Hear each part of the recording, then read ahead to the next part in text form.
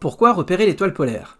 Eh bien l'étoile polaire, ou Alpha Ursae Minoris, a une fonction importante. C'est la seule étoile du ciel nocturne qui est pratiquement immobile et indique la direction du nord toute l'année avec une meilleure précision qu'une boussole. Sur cette image, qui s'appelle un filet d'étoiles, c'est une technique de photographie en longue pause, tu peux voir toutes les étoiles qui tournent autour de l'étoile polaire, qui, elle, se trouve au centre. L'étoile polaire n'est visible que dans l'hémisphère nord.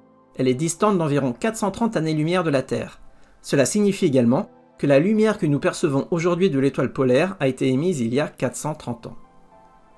Il ne faut pas confondre l'étoile polaire avec l'étoile du Berger, dont l'éclat est plus important. L'étoile du Berger n'est pas une étoile, mais la planète Vénus, qui a également longtemps eu, comme l'étoile polaire, cette fonction de guide pour les voyageurs.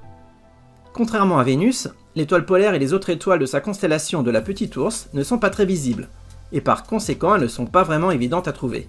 Mais j'ai deux astuces pour t'aider à situer l'étoile polaire assez rapidement. Tu regardes à peu près en direction du nord. L'étoile polaire étant immobile dans le ciel, toutes les constellations autour d'elle sont visibles toute l'année.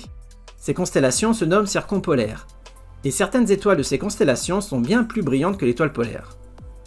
L'une de ces constellations, et peut-être la plus connue, est celle de la Grande Ourse, qui est facilement visible. Elle pourrait être située ici, ici ou ici, cela dépend de la période de l'année. Après avoir repéré la Grande Ourse, tu vas tracer un trait imaginaire à partir de ces deux étoiles, qui se nomment Merak et Dubhe, jusqu'à l'étoile la plus brillante qui est l'étoile polaire. Mais il y a un hic. Les deux étoiles de la Grande Ourse peuvent être parfois proches de l'horizon, et donc pourraient être cachées par des arbres ou des maisons. Mais heureusement, il y a une deuxième constellation qui permet de trouver l'étoile polaire. Il s'agit de la constellation de Cassiopée, facilement reconnaissable dans le ciel, car elle a une forme soit d'un M ou d'un W. Cela dépend aussi de l'époque de l'année. Après avoir trouvé Cassiopée, tu prends l'étoile du milieu de la constellation qui se nomme Navi.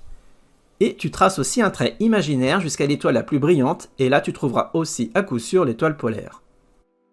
Mais il y a un autre problème. D'ici quelques années, l'étoile polaire ne sera plus celle qui indiquera le nord. Enfin, dans quelques milliers d'années plus tôt.